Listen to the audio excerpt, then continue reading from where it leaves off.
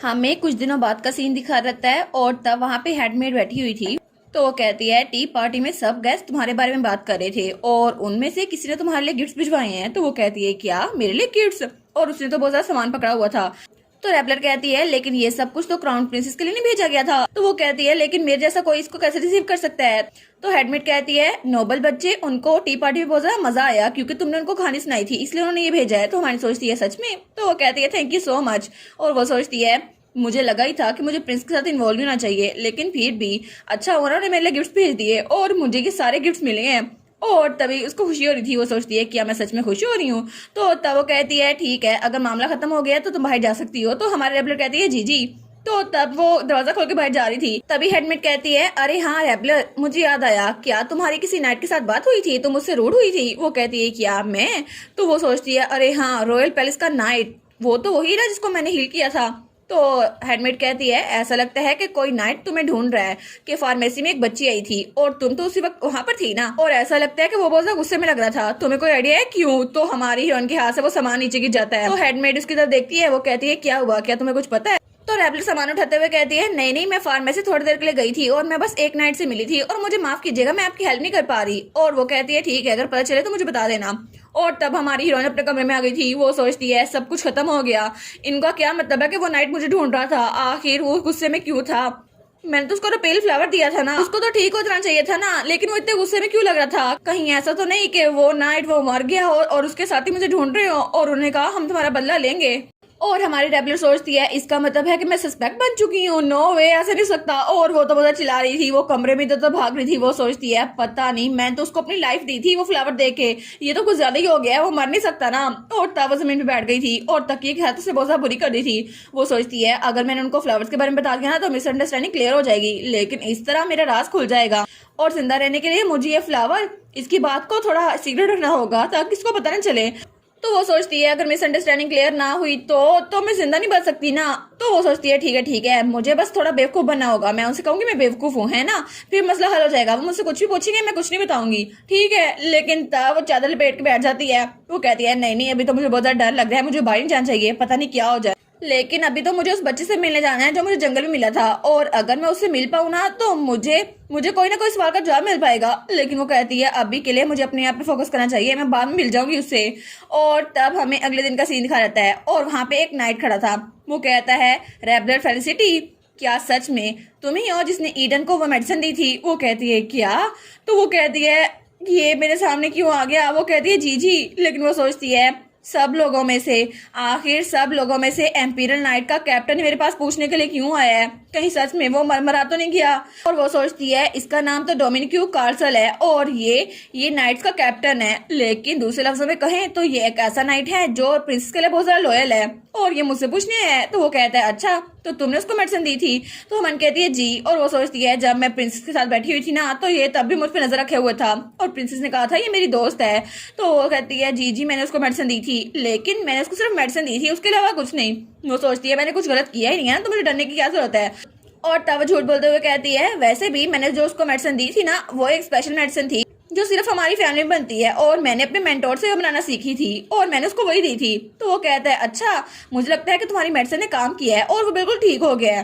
तो तब वो तो बहुत ज्यादा डरी हुई थी, वो अपनी ड्रेस को पकड़ लेती है। वो कहता है मुझे माफ कर दो, मैं तुम्हें डराना नहीं चाहता, लेकिन मैं सच में तुम्हें एक्यूज नहीं कर रहा था, इसलिए प्लीज थोड़ी टेंशन ना लो। और तब वो नीचे बैठता कहता है मुझे स्टार्ट से कह देना चाहिए था, असल में मैं तुम्हें थैंक यू बोलने के लिए आया हूँ और thank you so much Eden की जान बचाने के लिए। तो वो सोचती है इसका मतलब वो बच गया, लेकिन वो सोचती है ये मेरे सामने झुका हुआ क्यों है, ये तो प्रिंसेस के लिए लॉयल था ना। लेकिन तब वो बताता है हम लोग तो ईडन से पूछ रहे थे और तब हम ढूंढ रहे थे, लेकिन बाकियों को लगा हम गुस्से में हैं और ऑनेस्टली ये सब कुछ तुम्हारी वजह से हुआ है, thank you so much Eden की जान बचाने के लिए, अगर तुम ना होती ना तो वो मर चुका होता। और तब उसके सर पे हाथ रखता है। तो हमारी रेबी सोचती है अच्छा, ये फीलिंग मुझे फिर से अच्छी लग रही है, लेकिन मुझे इतना ऑकवर्ड क्यों लग रहा है? वो कहती है कोई बात नहीं, मैंने बस उसकी हेल्प की थी। और तब उठते हुए कहता है ठीक है, अगर तुम्हें कभी हेल्प की जरूरत हो ना तो मुझे बता देना, और वैसे भी अगर कुछ भी हुआ जो मैं कर सकता हूँ तो मैं तुम्हारी जरूर हेल्प करूंगा। तो वो सोचती है कुछ भी, लेकिन मुझे इनके साथ इन्वॉल्व होना चाहिए क्योंकि ये कैरेक्टर ये तो स्टोरी के अंदर था ना, और मैं पहले ही 2 मेन कैरेक्टर के साथ इन्वॉल्व हो चुकी हूँ, ड्यूक कैसियस और प्रिंसेस। लेकिन अब मुझे इनके साथ इन्वॉल्व नहीं होना। और वो बच्चा, वो भी मेन स्टोरी में था, मुझे उसके साथ भी इतना इन्वॉल्व नहीं होना चाहिए था। लेकिन तब वो जाने लगता है तो वो उसकी शर्ट पकड़ती है। वो कहती है मुझे असल में एक फेवर पूछना था। वो कहता है क्या, एक फेवर? वो कहती है जी, मैं चाहती हूँ कि आप एक मेरे फेवर को पूरा कर दें। तो तब हमें डायरेक्ट कुछ दिनों बाद का सीन दिखा रहता है और तब वो जंगल में खड़ी हुई थी और उसने कुछ नए कपड़े पहने थे जो उसको नोबल लेडीज की तरफ से गिफ्ट मिला था। तो वो सोचती है पता नहीं मैं इतनी दूर आ गई हूँ, लेकिन अभी और कितना दूर जाना है। और तब उसे रहता है जब उसने फेवर मांगा था तो उस नाइट ने कहा था इस मजासी नहीं चाहते कि तुम उनसे मिलो, और वो तो बिल्कुल अलग रहता है। वो नहीं चाहते कि कोई भी इस बच्चे से मिले, और अगर कुछ हो गया ना तो मैं इससे आसानी से बच नहीं सकता। लेकिन वो सोचती है ठीक है मुझे नहीं सोचने की जरूरत, इसको परे धकेलती हूँ, इसके बारे में नहीं सोचना मुझे। लेकिन अभी तक उसने एक नाइट को भेजना था मेरे साथ, वो नहीं आया। लेकिन तभी वहां पर कोई आता है। वो कहता है माई लेडी, बहुत दिनों बाद मिले हैं ना। और तब वहां पे वही नाइट था जिसकी उसने जान बचाई थी। वो कहता है मेरा नाम है इलियास ईडन और आज से मैं आपका नाइट हूँगा, आपके बॉडीगार्ड के तौर पर। तो वो कहती है सच में ये वही है? पहले तो जरा अजीब लग रहा था ना, क्योंकि ये बहुत ज्यादा जख्मी था, और अब कितना प्यारा लग रहा है ना। वो कहती है तुम मेरे बॉडीगार्ड बनने वाले हो? वो कहता है जी जी, मैं अप्रिशिएट करता हूँ कि आपने मेरी हेल्प की थी, थैंक यू सो मच, आपकी वजह से मेरी जान बच गई थी। वो कहती है नहीं, मुझे खुशी हुई कि मैं तुम्हारी हेल्प कर सकी। लेकिन तभी वो उसको उठा लेता है। वो कहती है क्या? तो वो उसको उठा लेता है। वो कहता है एक्सक्यूज मी, एक मिनट। और तब वो कहता है आगे जो रास्ता है ना वो थोड़ा पथरीला है, तो मैं आपकी हेल्प करता हूँ, ठीक है, क्योंकि आप ऐसे चल नहीं सकती। वो कहती है अच्छा ठीक है। वो कहता है अब से प्लीज मुझे लॉर्ड ईडन कहिएगा। वो कहती है जी लॉर्ड ईडन।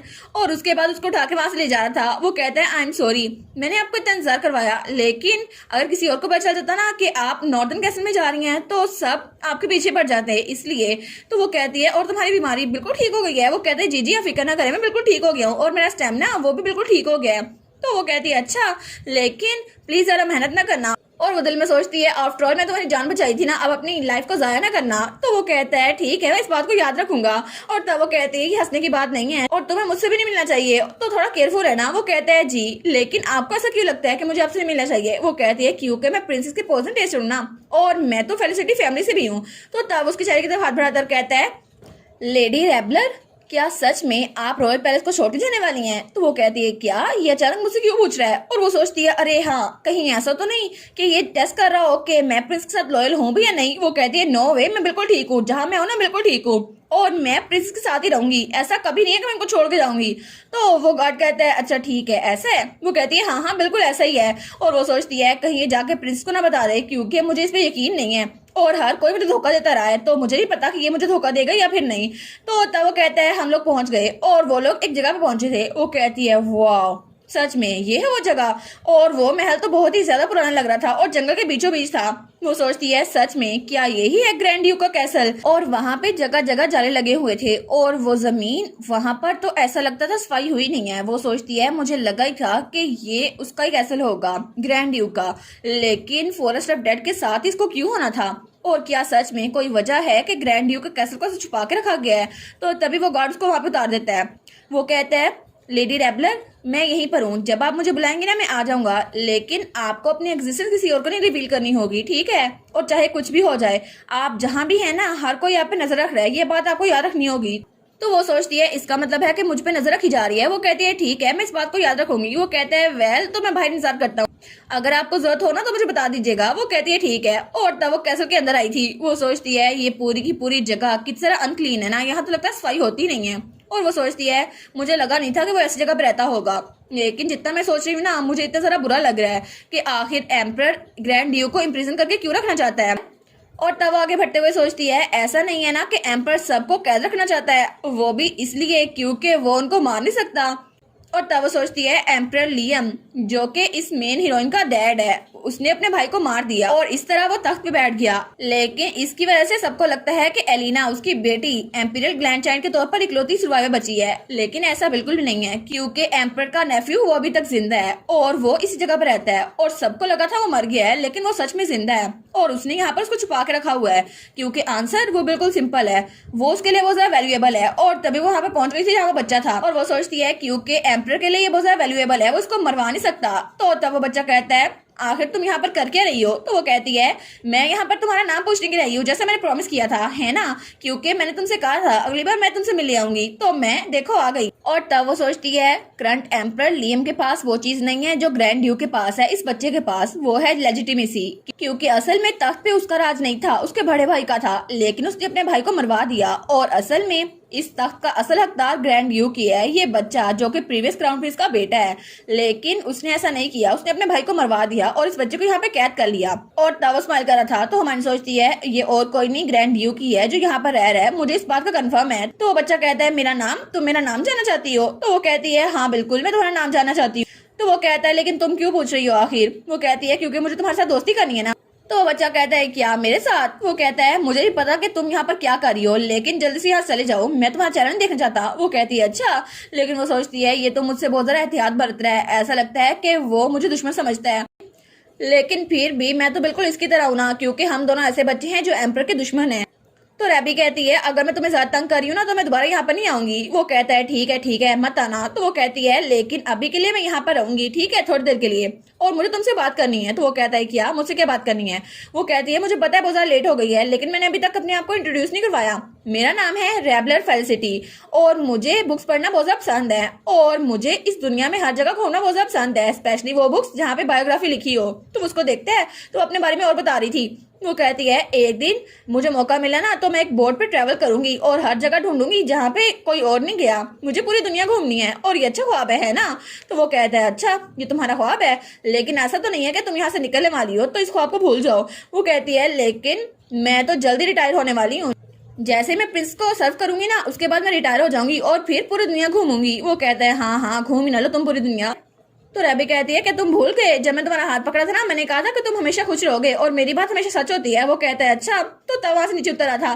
तो वो कहती है ऑफ कोर्स। तो वो कहता है क्या नॉनसेंस कह रही हो? वो कहती है मैं तुम्हें खुश करने में हेल्प करूंगी ना, क्योंकि तुम्हें भी खुश रहने का हक है, और वैसे भी तुम मुझ पर ट्रस्ट करना कब शुरू करोगे? जब तुम मुझ पर ट्रस्ट करना शुरू कर दो ना तब मुझे अपना नाम बता देना।